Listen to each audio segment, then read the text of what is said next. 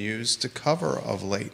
And we'll talk about some of that news with Jim Hingley on the program, a man we have very accurately monikered as one of the top 3 sharpest dressed individuals in the greater Charlottesville area. And ladies and gentlemen, his attire today certainly lives up to that moniker. When the cameras go on, you will see a distinguished gentleman clad in a fantastic fit. A lot I want to cover on the program, including some news on when the new court infrastructure may have. I hope there's going to be a ribbon cutting. It would seem like something like that would need a ribbon cutting. Well, I would think so. Yeah, we'll talk about that maybe to lead the show. We will take your questions, viewers and listeners, on the program, and we'll spend about 45 minutes to an hour with Mr. Hingley, who's kindly given us his most precious commodity, his time. I encourage you, the viewer and listener, to like and share the show. We don't ask anything of the viewer and listener except helping us spread the show by hitting that like button, sharing it, or retweeting it. We are live on Facebook, Judah. I see it live on my personal Facebook page. I see it live on I Love CVille. You confirm, if you could, for me, LinkedIn. And I see us live on the group, Judah. That's fantastic. Excellent work. Oh, thank you, Judah. Folks, join us in the discussion and let us know your thoughts. And we will have a discussion here with the Commonwealth's Attorney of Albemarle County. Judah Wickower, things are looking very good. How are they looking on your side? Okay, my friend, we can rock and roll when you are ready.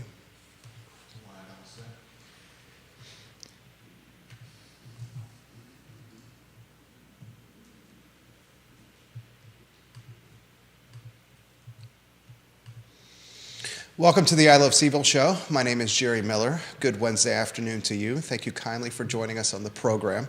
I've been looking forward to today's interview and today's show for some weeks now, as Jim Hingley is in the studio. I think it's his 3rd time on the I Love CVille show today. And there's certainly a lot of news in the cycle that we're going to discuss today with Mr. Jim Hingley. We'll talk about some infrastructure as it applies to courts, approaching a grand opening and what I hope is a very celebrated ribbon cutting. We'll start with that topic to lead the show. And then we'll take some questions from the viewers and listeners. I have almost 24 questions that have been sent in since we've been promoting that Jim Hingley is going to be on today's program. You, the viewer and listener, can help shape the discussion by offering your perspective on any of the social media channels you're watching upon.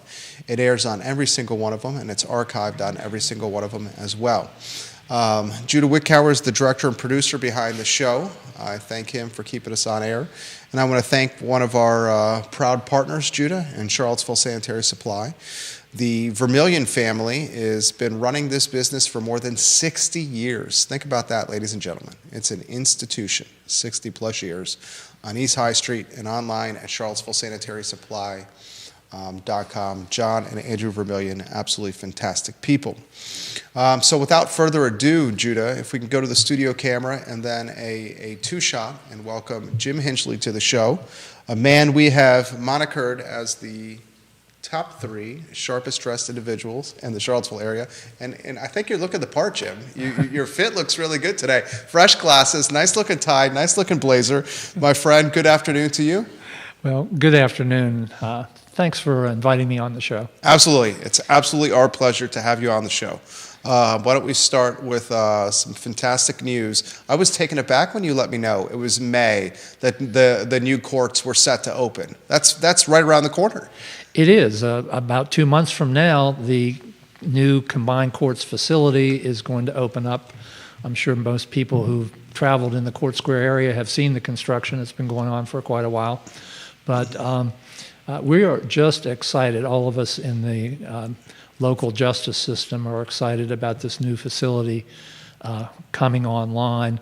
And for those people who may not be familiar with what exactly it's going to be, let me just give a brief description.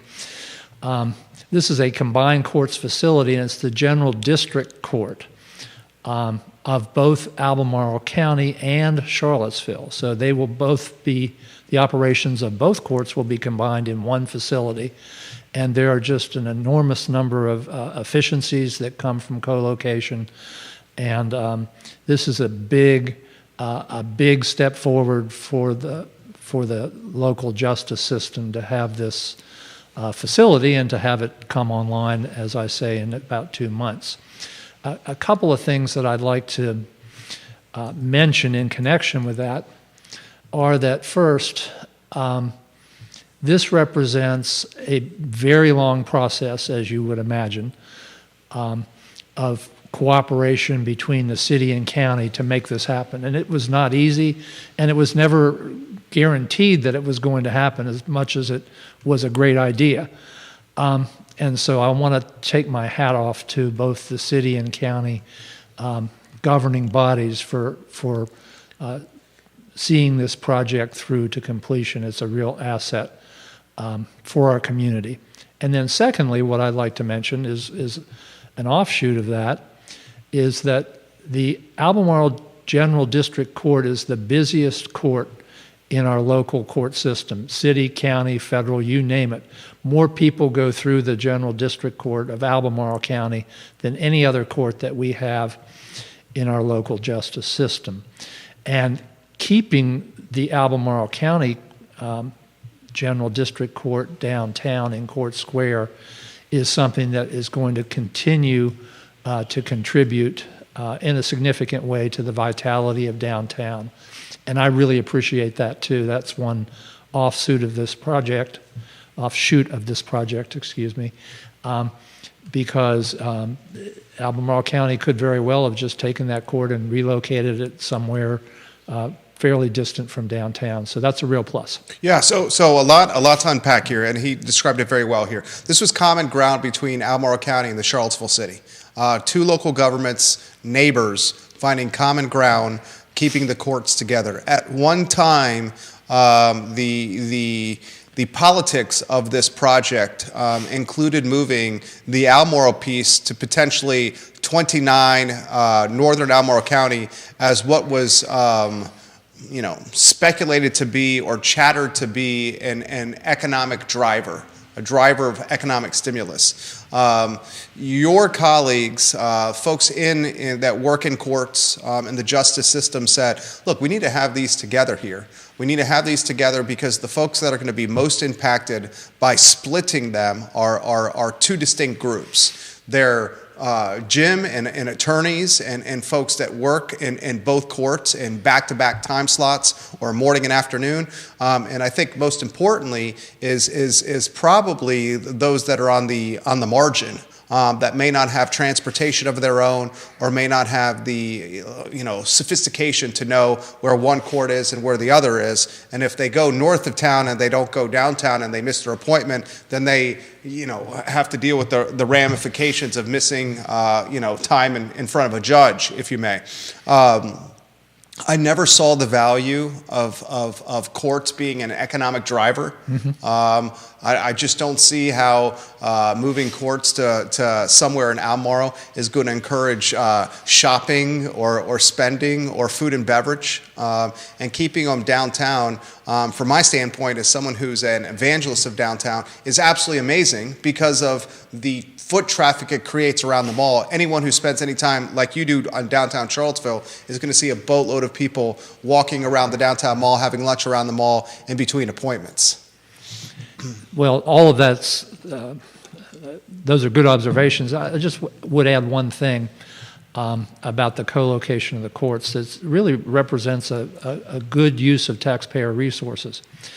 When we have these two courts together,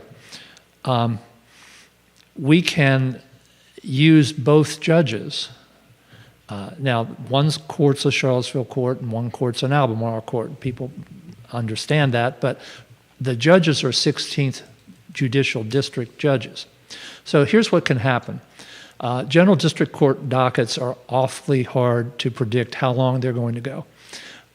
Sometimes they take a lot longer than you expect because cases get complicated. Sometimes they move faster than you expect. because there are plea agreements or there are need for continuances or so on. But what we can do with co-located courts is balance the workload so that if one court is running long and has a lot of cases to go and a long time to finish, and the other court finishes early because their docket was fast, then the cases from the one court that's still going can be shuttled over. Some of the cases can be shuttled over to the other court. And so it's a way of balancing the workload, and it's, as I say, I think it's a wise use of taxpayer resources because we're mining the capacity of a judge to step in and assist in a court, which that judge could not do if the courts were located far apart. Viewers and listeners watching the program, Rob Neal, hello. James Watson, thank you for watching the program. Vanessa Parkhill in Earlysville is watching the show. Happy birthday to Vanessa Parkhill. Counselor Lloyd Snook, thank you for watching the program. Viewers and listeners, like and share the show. We have elected officials from Nelson, Charlottesville, Albemarle, and Greene County on the show, and we have a radio station and a newspaper watching us over here. What happens to the old courts? Well, that's a good question. I don't know what's going to happen to the Charlottesville General District Court. I can only guess, but you know where it's located. It's in City Hall. I expect that City Hall will probably find a way to use that space. Now, here's what's going to happen in Albemarle County. And that is that this combined courts facility is phase one of a two-phase project. So this is the relocation of Albemarle General District Court to the combined courts facility. Phase two is the renovation of the circuit court building. So in phase two, the old Albemarle General District Court room is going to be repurposed as a circuit court room. And I don't know all the details of phase two because I'm not involved in phase two, but there's a lot of work that needs to be done in the existing court building to repurpose the general district courtroom into the circuit courtroom.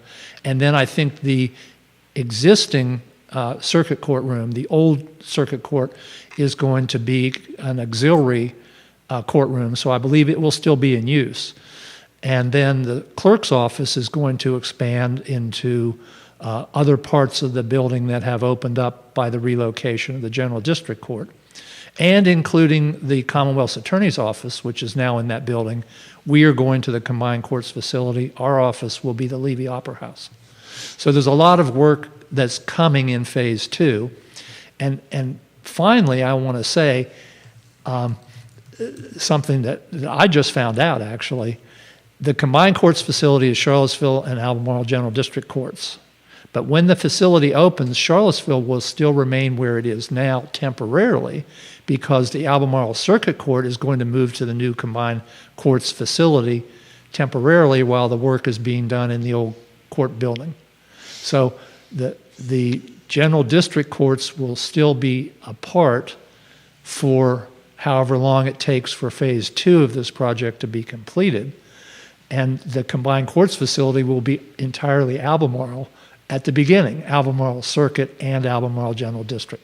Very nice. That's good. Some good information right there for the viewers and listeners. Another very important item out of the notebook, how about the announcement as it pertains to Jordan McKay? Well, I'm happy you brought that up. Jordan McKay is a new assistant Commonwealth's attorney in my office. He's going to start on March 24th. And this is a vacant position that we're filling. We had another assistant who has retired. And so I took the opportunity of having a vacant position to reorganize the assignment for that new person, for Jordan, to create a position that has a focus on gun violence prosecutions and gun violence prevention. And of course, gun violence in our community is something that I know you've talked a lot about on this show, and everyone in this community is concerned about gun violence. So I saw an opportunity with a new person coming into my office to put a real focus on that. And these are functions, prosecutions, and work that we're already doing, But by combining all of these into one position, I'm hoping that there'll be a gain in terms of one person having, over time, getting the full picture of what is happening, and being in a position to maybe work harder and have more ideas about strategies that we can employ to deal with this very serious problem that we have in our community. So the first part of this was the reorganization of a position to consolidate in one place all of the various functions that relate to gun violence and gun violence prevention. The second thing was that Jordan is really an ideal person to fill this role because he's currently serving as an assistant United States attorney here in Charlottesville. And so in that position that he currently is in as assistant United States attorney, he has worked very closely with our federal law enforcement partners.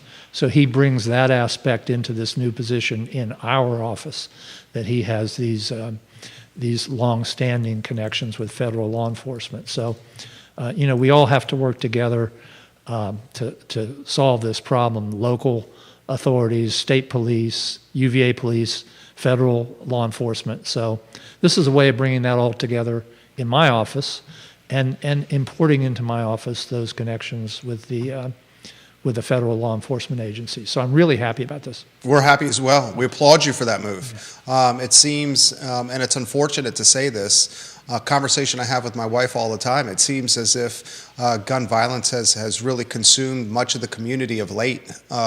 Certainly post-COVID, it's become almost, lack of a better phrase, a catchphrase for this community with gun violence. And we've seen this, in Crozet. We saw this on grounds at University of Virginia. We saw it with a man who is currently on the run from police. We saw this as it pertained to a murder in front of the Water Street parking garage in the city a month and change ago. Open-ended question to start here.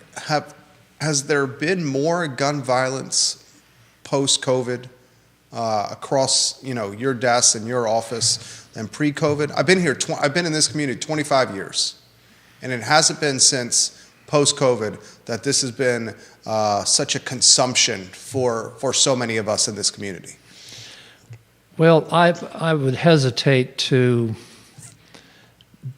give a definitive opinion about that because I think you really have to track things closely to be able to say that. But I will say that my impression is, yes, we've seen an uptick in gun violence. Why do we think that is? Well, again, as I said before, I think the learning about why this is happening, finding the root causes for this, takes a lot of careful analysis, and I can't say that I've done that. Sure. But again, I think that going back to this new position in my office, that's something that this new position is going to focus on. And let me give you some information about work that we're doing in this community on that. We have monthly meetings of law enforcement agencies, state, local, UVA, and federal. And the purpose of those meetings, they're called regional CompStat meetings. The purpose of those meetings is to examine statistics on gun violence and to develop strategies across jurisdictions, strategies for combating gun violence. And so that group is a group that's already working in the community to solve this problem, and they've been working for a long time. A second group that we have, and we're very fortunate to have this funding for this project, is called Project Safe Neighborhoods. It's run out of the U.S. Attorney's Office. And again, it brings together people from the law enforcement community as well as other representatives of the community at large, not just law enforcement. And their focus is on violence prevention. And so that's another ongoing effort that that we're fortunate to have in this community. So there's a lot of work being done, but I and believe me, people are trying to analyze trends and trying to come up with ideas and reasons why this is happening. But I don't have a definite answer for that. I respect that. One of them, one of these cases that has really consumed the community is a man who's on the lam now, and Naeem Hill. We have a 19-year-old who's a convicted felon, a 19-year-old who jumped out of a moving Chevy Impala while it was still in drive, crashed into a state trooper's vehicle and then a civilian's vehicle, and then he led police on I guess a wild goose chase for hours, and currently he is somewhere as we're looking to track his whereabouts down. Folks in the community had this question. This is the question I got second most prolific in nature prior to your arrival here as we promoted your interview. How does someone like Naeem Hill get out of jail? He had got in trouble as a juvenile, then is at a West Haven playground, and he's live streaming himself on social media in the city with what appear to be an AR-15 and a pistol on a kid's playground. Then he is put behind bars for that. And then a couple of days while he's behind bars, he gets into a jailhouse brawl, and that's in Albemarle County. Yes, and that's in that right. in that jailhouse brawl, he and a couple of other individuals hold down another inmate and break his is it his orbital bone? His orbital bone. Then he's released. I mean, help us laymen, just average folks in the community understand what happened here. Well, I'll see what I can do. There may be some limits in how far I can go in discussing this. Sure. But to start with, it's my understanding that the reason he was in jail, he was in there on a city charge. So clearly I'm not going to be able to comment on that one way or the other. Then he was charged with offenses as a result of conduct that occurred in the jail, and I think it was reported that there were outstanding warrants for his arrest from Albemarle County relating to those charges at the time that he was stopped, and just recently, ultimately, he was not taken into custody. He's still on the loose, so to speak. And so since those are pending charges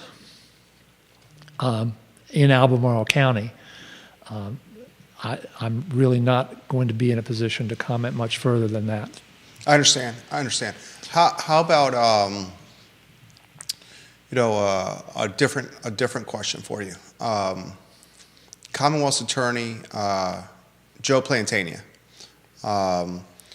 When Mr. Hill was in court and Mr. Plantania was on the case, he sought a sentence that was much more lengthy than the judge was willing to impose. Walk me through the dynamic of a Commonwealth's Attorney's office, and this is just general terms. Yes, sure. General terms, looking for a sentence that the Commonwealth's Attorney's office feels is indicative of the crime or the danger or the risk with the individual, and a judge choosing to reduce the length of time a man spends or a woman spends behind bars. The office feeling, how does the office respond to that? It would almost seem to me that it diminishes the effort or the work that you guys put into it. I think, and this is one man's opinion here. Is it Judge Worrell? Is that how I say his last name?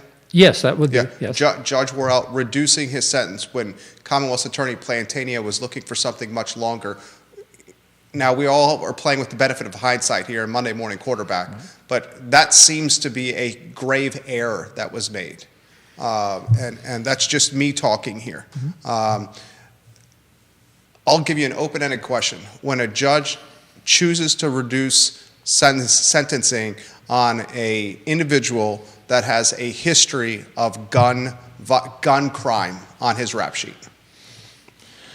Well, I'll respond in some respects to that specific situation, but I think your question is a little bit broader in terms of how does the system work and what happens to when Commonwealth's attorney's recommendations are revised downward by the court. But let's start first with that case, which being a city case, I don't have any knowledge about it other than what I've read in the paper, and I think you probably have accurately represented what happened. The Commonwealth's attorney made one recommendation, the judge imposed a sentence that was different, was lower. And so what I would say is that that does not represent a failure of the system from my perspective. And the reason I say that is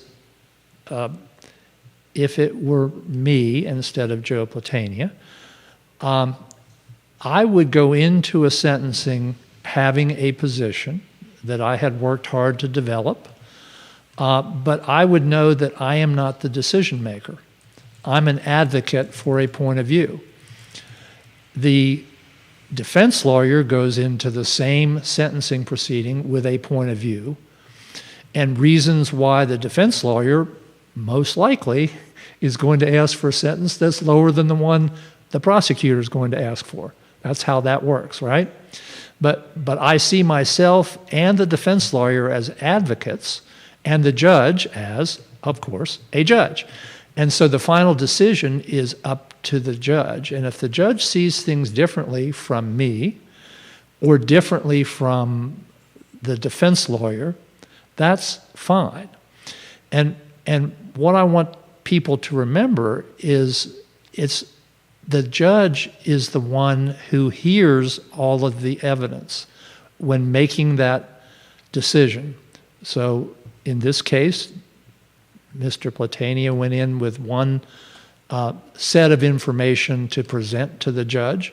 The defense lawyer went in with perhaps additional information. That's how the system works. But the judge makes the final call, and it's not correct to presume that either the defense lawyer or the prosecutor has the right answer. The right answer is what emerges, I believe, from the process, and particularly from the sentencing hearing. Remember, at the sentencing hearing, the court is focused on sentencing. We've had the trial, the person's been found guilty.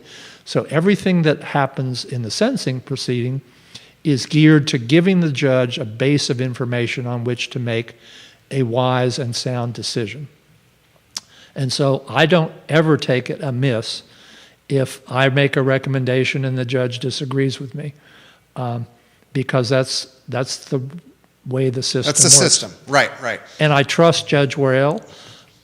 In this situation, I don't know anything about that case, but I trust that he did what he's supposed to do, which was hear from all sides, weigh the evidence carefully, and make a decision. And I trust our circuit court judges in Albemarle County just as much. I respect that. And in this particular case with Judge Worrell, after Mr. Hill is sentenced and goes to jail, shortly thereafter, he gets in a significant brawl in Albemarle County Jail, in a jail in Albemarle County. Mm-hmm. In a lot of ways, is part of crushing a man's skull, breaking his orbital bone, and then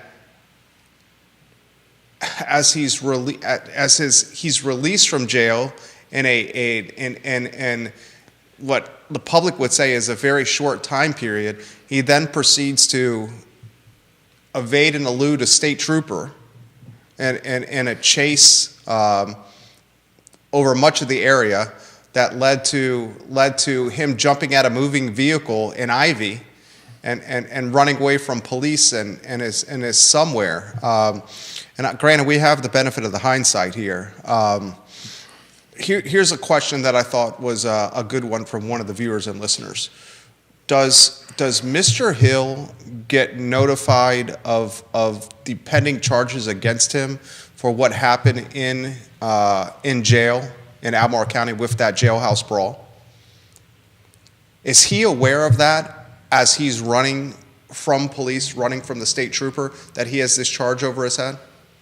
I don't know. I don't know operationally how that would work. I don't know how close the law enforcement agent was to him. I don't know the answer to that question. But maybe if I could just respond to something else you said. Sure. Or maybe hinted at a little bit. Sure. Is what happens when you give somebody a sentence and then it goes wrong? Somebody commits some more crimes that while they're incarcerated, they run from a state trooper, they cause an accident, they may injure people. What happens when somebody goes wrong? And I think you correctly used the term hindsight. Remember, in sentencing, we all do our best to come up with the right answer. The judge, the defense lawyer, the prosecutor. We all do our best, but there's no guarantees. There's nothing that can say that the sentence that we give somebody is going to take into account their future behavior. Now, we try to. I mean, obviously, we always look to their future behavior, and one way that we try to understand what that future behavior might be like is looking at past behavior. So that's very much a part of sentencing. But we just have to acknowledge the limitations that we have as human beings in predicting the future and setting a sentence that takes the possible future behavior into account. And so, yes, there are probably times when people are sentenced to less than we would think later on in hindsight was the right amount of time. And it works the other way too. I've seen this happen many times, that somebody gets sentenced more than in hindsight was really necessary because they've changed and their behavior is not going to be a risk or a threat to the community in the future. So it's always a balancing act, and there's always going to be hindsight, but I really do believe that we do the best we can, those of us who work in the system. I respect that. A lot of comments coming in, a lot of folks watching here. Viewers and listeners, let us know if you have any questions you'd like me to relay to Mr. Hinchley here. Can we talk? There's so much to talk with Christopher Darnell Jones. This story has so many sad elements to it. We have 3 young men dead, 2 others injured, and emotional trauma for dozens of people, if not more, if you consider the students and their parents that were tied to grounds during this triple murder. One thing really stuck with me as a parent when the mother of one of the dead football players said the report read in court, 5-page report read in court. Can I say it's public record? It is public record. It's public record. Absolutely. Right. So we have that report here. It's public record. She said she learned more in that 5 pages that were read in court than she did by reading the entire report provided to her by the University of Virginia, which she said nearly, and this was in the media, everything was redacted. She said, in the Daily Progress, I just want to know what happened to my son on the day he died. And that really stuck with me as a parent. Why don't we start with an open-ended here. You go anywhere you like, and I'll ask some questions on kind of the flip book of what's materialized with Christopher Darnell Jones, this UVA report. We have FOIAs that have been in the media. your office responded to the FOIA openly and honestly. What was reported in the media said the University of Virginia did not. Anywhere you want to go first to start, and then maybe I can ask some questions. Well, it is a pretty broad topic. I'll start off and then leave room for you to ask specific questions as we go along. But first, let me put in context what the report was that you were referencing. When Christopher Darnell Jones pleaded guilty, and that was back in last November, a part of the process for pleading guilty is for the Commonwealth's attorney to make a proffer or tell the court what the evidence is, because a court cannot accept a guilty plea if there's not evidence to support it. And of course you ask, well, why would anybody plead guilty if there was no evidence? So this is kind of a technical point, but it's an important point. The court has to review the evidence before deciding if the person pleading guilty should be allowed to do that. And so this was a proffer, and we did it because this is obviously a very important and significant case. We did the proffer in writing, and it ran to 5 pages apparently, and it was filed in the public record, so it's a public document. And so that was information, and it's certainly not all of the information, but it's a good, solid summary of what happened. So I want people to know that's where that came from. And anybody that wants to read it can go to the court and take a look or get a copy of it. So that's a public record. Now, the next part of your question has to do with the FOIA case. And here, I probably will have to get pretty deep in the weeds. So before doing that, is this where you want to go? Or? Sure, I would love to get deep in the weeds. I'd like to know why it seems to the public that the University of Virginia is not being forthright with this report. And it seems to the public that the University of Virginia is choosing to hide the report because there's elements of the report that either indicate malpractice, red flags that were not pursued or followed, and maybe some negligence. And because of that, we're asking a lot of questions. And through some reporting in the newspaper, FOIAs were done with your office, where you guys were transparent with a timeline of events when your office was asked by the University of Virginia for a meeting. And when that same FOIA effort was done with UVA, and I believe Chief Longo's office, that email chain was not provided in the FOIA efforts about requesting a meeting. And that further raised red flags of the public, what is being hidden here? Well, I would really want to dispel the notion that UVA is hiding the report because, well, hiding the report. I can't speak to their motivation one way or the other about the actions they have taken in respect to the report, except for one thing, and that's where I have to get into the weeds. And it does concern the meeting that has been reported in the media. And so the meeting with your office and Chief Longo's? Yeah. Okay.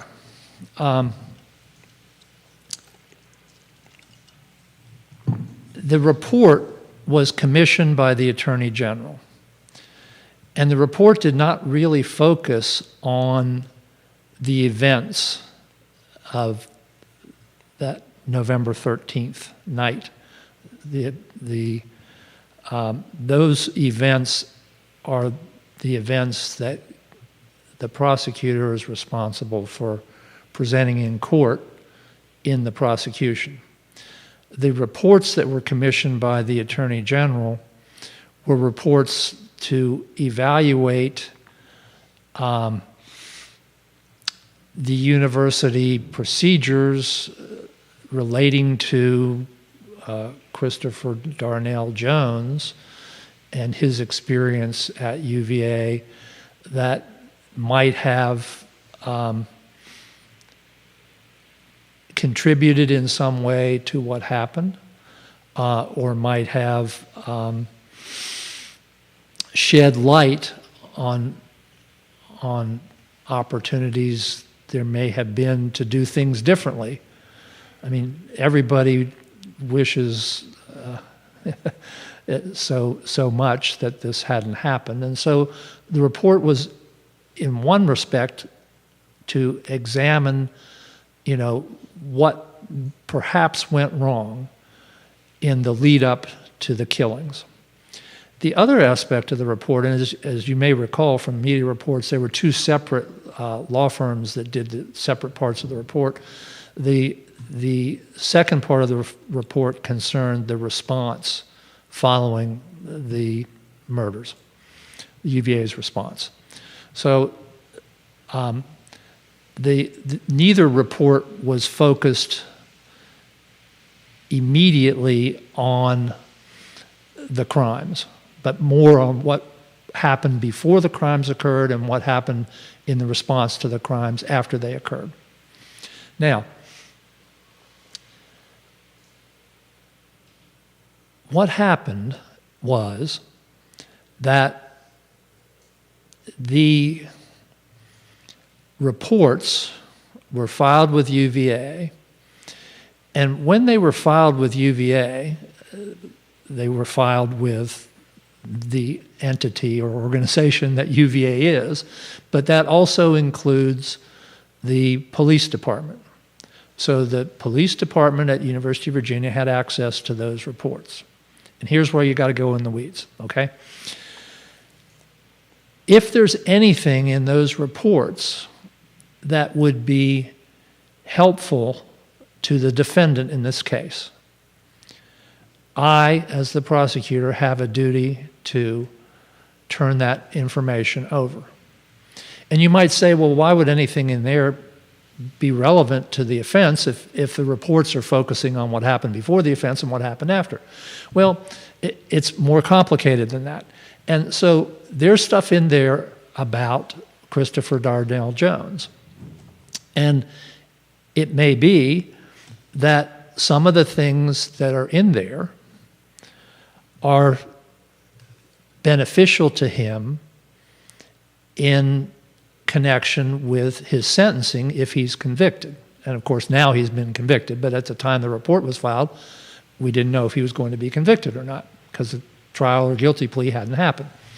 So there would be a reason to believe that some of the contents of that report would be it would be required to be disclosed to the defendant, okay? And it's called exculpatory evidence. So I have to do that. And the interesting thing about exculpatory evidence, and here again we're in the weeds, is it doesn't matter if I know it or not. If it's in the mind of law enforcement and I don't know about it, I still have that duty to disclose. And so I had to take steps to get the report and to disclose it to defense counsel. And so that was done. Now, when I got the report, it became part of my criminal investigation. Even though originally the report was not intended as a criminal investigation. It was intended as an investigation of other things happening before and after the murder. So the character of the report was as a criminal investigation, information about a criminal investigation that I was required under a constitution to provide to the defense lawyer. And so then the question became, what if UVA released the report publicly after that had happened. And so I did have a meeting with UVA, and the meeting that I had with them was concerning the issue of whether the release of this information publicly, as opposed to the disclosure privately to defense counsel, could have an impact on the fairness of the criminal trial. And this was a meeting called by UVA. They asked to meet me. Yeah. Let me put this in context too.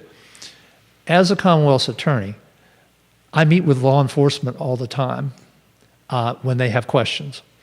Not just UVA law enforcement, but Albemarle Police Department and state police, because they have questions that they feel like they need to discuss with a prosecutor. So it's believe me, it's not unusual that I might meet with a law enforcement agent in relation to a criminal case.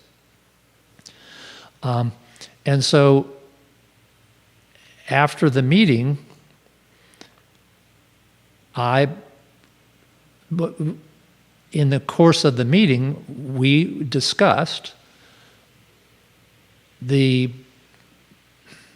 potential impact on a fair criminal trial of a public release of the report. And UVA decided, and this was their decision. They make their own decisions. And I think if you go back to the news release that followed that meeting, I made a statement, I don't know the exact wording of it, but a statement to the effect that I appreciated UVA's concern for a fair trial in this case, which of course is my principal concern. And as a result of that concern, they decided that they were not going to release the report. Now, subsequently, the Daily Progress filed a FOIA lawsuit. And in that FOIA lawsuit, they asked for the report to be publicly disclosed. And at the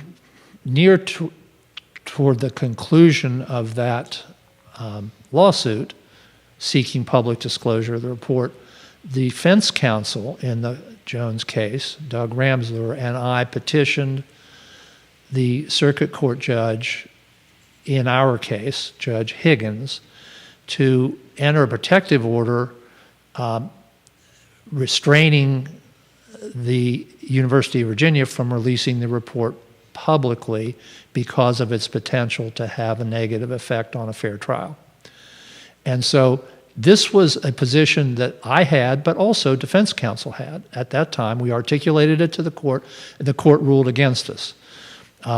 Judge Higgins ruled against us, and she took the position that she did not have the authority to bind another judge in making that decision, the other judge being the judge who was residing in the FOIA lawsuit. So subsequent to that, I went to the FOIA lawsuit, and I intervened in that lawsuit, and I made the same argument, and the judge in that lawsuit said that the report would be withheld from public disclosure. So when UVA withheld it, they withheld it initially because of their concern that it could have a negative impact on a fair trial. And then the judge in the FOIA lawsuit agreed with that concern and said that the judge would not order them to disclose it publicly. And so that's how that all unfolded. But I want to emphasize again, as I did at the beginning of this answer, that I don't feel that UVA was in any respect motivated by anything more than a concern that we have a fair trial in this case and that we get a conviction in this case. And of course, you can imagine the publicity that may have course. followed that, and how that could have affected. We might have had a change of venue. We might have had jurors who were unable to sit as jurors because they'd been exposed to this publicity. There are all sorts of ways in which this could have compromised the process, and by withholding it, we didn't have to deal with that. And that was a great benefit, and it was a benefit ultimately to provide us the best way of going forward in this prosecution. Do you think the University of Virginia put your office in a tough position in any situation here? No. You don't think so? No, I think the university did everything it could to assure that we would not have something that would compromise our case. Okay. Do we have this was a question that resonated with me with one of the viewers and listeners. Did we have a motive at all for the killings? Well, that's something I'm not going to be able to comment on at this point. Okay. What I can say about what happened is what's already filed in court. You know, we do have a sentencing pending. Okay. How about a state of mind with Mr. Jones? All of that is I'm limited to what I've already said on the record. Okay. And let me turn this back to our earlier discussion about what goes into sentencing. Sure. This is a case in which we have 5 days scheduled for sentencing. Uh-huh. And so the questions that you're asking, what was the motive, what was state of mind, all of those are things that are going to be developed at sentencing, or may be developed. They're going to be developed to the extent that we have information that bears on those questions, to the extent that the defendant has information that may bear on those questions. That'll be up to the defendant how much of that information is presented in court. But we are going to get to the bottom of this as much as is possible for us to do in 5 days of sentencing. I read a few times the 5-page report that was read in court that Miss Perry referenced. Yes. And in those 5 pages, Christopher Jones, he didn't know who these people were. He didn't have interaction with them. He you know, there was talk of him being bullied on the football team. These players weren't on the team then. Mr. Jones was on the back of the bus. He was seen talking to himself, literally speaking to himself by other folks on the bus. He was sending text messages to his siblings and a mentor that bad stuff was going to happen that day on the bus. It just is the behavior of a troubled man. It's just unfortunate situation. Where does this stack up with some of the the cases that you've tried and some of the? When you look back on your career, an impressive career, where does this stack up from magnitude, from the impact it's had on you? Not Jim Hinchley, the attorney, but Jim Hinchley, the human. You know, the things you think about when you go to sleep at night, or when you think about when you leave the office. Well, I think maybe one thing I would say is a comparison to work that I have done in my career defending people who are accused of capital murder and face a death sentence. Those are the highest stakes cases when the government is seeking to take your client's life. I've had 4 of those cases. I've represented 4 people who, you know, could have gone to death row and could have been executed. And I can tell you those cases are all consuming. And I can also say I'm very grateful that in all of those cases, my client did not receive a death sentence. This case, and you know that we've abolished death sentences in Virginia.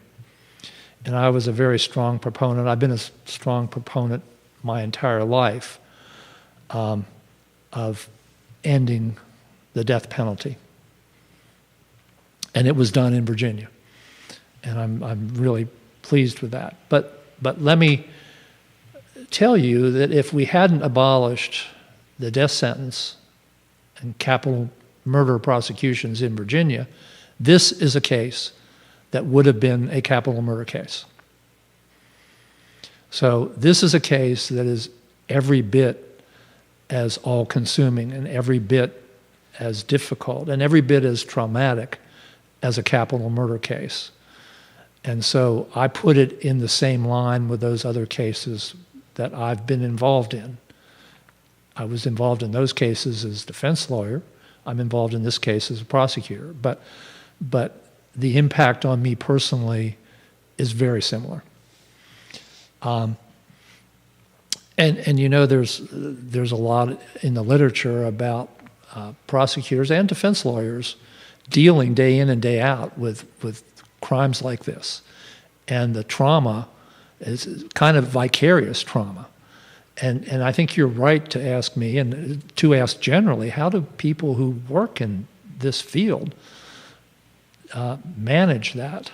And I don't have any answers. I kind of put my head down and keep going because I'm inspired by the importance of the work that I'm doing to bring justice to the victims in this case, or to bring justice to a defendant in the cases that I've represented defendants in death penalty cases. So part of it is a commitment to the goal of seeing that we have justice in our community. And that's a really important goal, and I'm really privileged to be able to work for that. So that's part of what keeps me going. And I think another really important part of keeping it together in these cases is that I'm not alone. I have an amazing staff at the prosecutor's office, and I had amazing people to work with when I was defense counsel in these capital cases.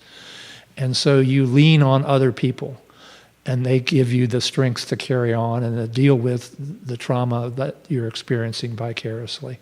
So I would say those are the two main things, is being inspired by the goal of bringing justice to the community and having people to help me as I go through it. I appreciate that answer. I got a few more questions for you here as we wind down. How's the Commonwealth's Attorney's Office look at crime as it pertains to school? It's a question I asked Commonwealth's Attorney Joe Plantania, and he made it clear that schools and what's going on there is tied to the schools now to a certain extent. How do you look at what's happening in schools as parents? We read about stuff, see it on social media all over the country. Is it the role of the Commonwealth Attorney's Office to be involved with schools? Is it the role of superintendent, the school system to handle in-house the trouble that's going on there? Okay, schools is a pretty big area, but it sounds like you're asking about what is law enforcement's role in with crimes that are happening in the school. That's right. Okay, and it's complicated because there's room for a response on the part of the schools to behavior in the schools that might be criminal, but they might not want to involve law enforcement for whatever reasons. And I think in terms of my approach to this, I believe that we need to leave room for the first response to be a response of the school authorities. And then following up on that, if the school authorities want to involve law enforcement, then yes, of course, that's our job, and we need to get, we need to prosecute those cases. Appreciate you, Jim Hingley. He spent an hour with us guys today on the I Love CVille show. Are there any items we have not covered that you'd like to cover? Any announcements? Any other details that we should discuss? And I'm very grateful for your time. Well, thank you, and I've enjoyed being here. I do have one thing. Please. It's sort of related to what we've been talking about, but different in a way. And that is, this is budget time. Mm-hmm. And I know you've had some comments relating to the budgets of Charlottesville and Albemarle as they're being presented and worked on during this time. No tax increases in Charlottesville City. Albemarle County, different story. Different story. And that's what I want to talk about. So as you have mentioned, and as people know, Albemarle County has a proposal for a 4-cent increase on the real estate tax. And I went to the budget presentation, and this is what I heard, and that is that this is a dedicated 4-cent increase, and 3.2% of this is dedicated to public safety. And so I think when people look at the budget, that's one thing that they need to take into account. This is not just money that's going into the general pot.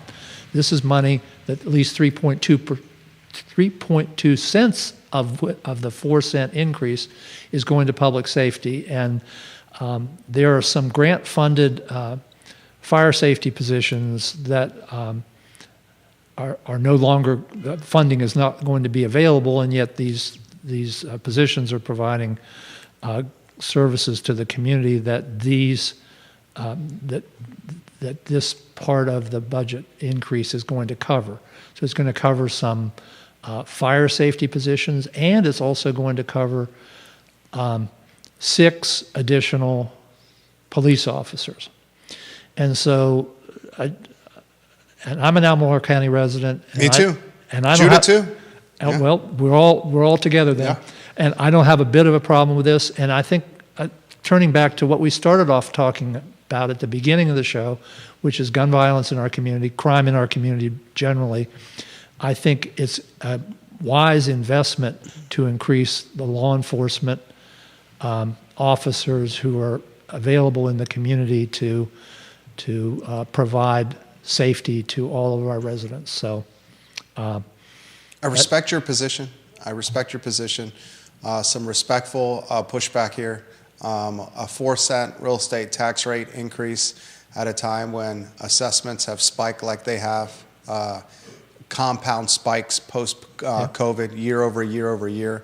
It's challenging for folks, and probably the main item I hear when we're out and about, my wife and I, our family, and we get stopped with viewers and listeners, like I'm sure you get stopped all the time on your leisure time when you're out, not in the office. The top item I hear is the expensive nature of living here. And folks, I'm not going to disagree. Yeah, and folks are just like we're squeezing every penny. Yeah. And at a time when everything is more expensive. And I'm all for, I back the blue big time on this show, and I'm all for policing, and I'm all for infrastructure. I'm all for schools. I mean, some of these schools are having 4 language cut. That's a topic that a lot of parents are really concerned about. Eventually, though, that if we're not careful, we're just going to have a community of just extremely wealthy people. And that concerns me. All right, let me do one more thing. Please. Since you brought up schools. Please. And budget. Yeah. Okay? I like this. All right. On March 3rd, just earlier this week, the legislature sent a bill to the governor's desk. It's Senate Bill 1370, I think. And this bill's been around before, and you've talked about it before. It's a 1-cent increase in sales tax that communities are allowed to impose after a referendum, after a choice is made in a referendum to have this tax that's devoted entirely to school construction. And the governor vetoed it last year, and he has until March 24th this year to veto it. And so if you want to talk about strains on our local budgets, and we have strains in Charlottesville and Albemarle for school construction, as you know, then if the governor vetoes this, he's denying again the opportunity for Albemarle County and Charlottesville to impose a tax on themselves voluntarily for school construction, which, if they could have that tax, would take a lot of burden off of the real estate tax.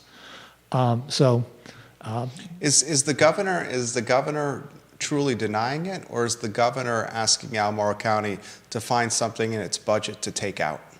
Because with my household budget, we have a set amount of money each month, right? And then we can say we want to go for leisure, we want to go movies, we want to go restaurants, we want to go dining.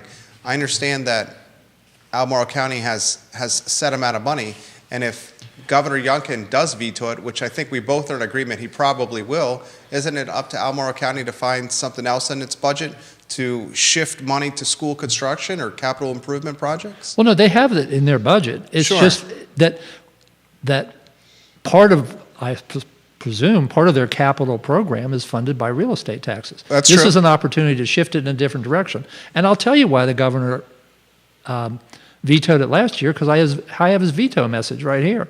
It's because it's a tax increase, and the governor's against tax increases.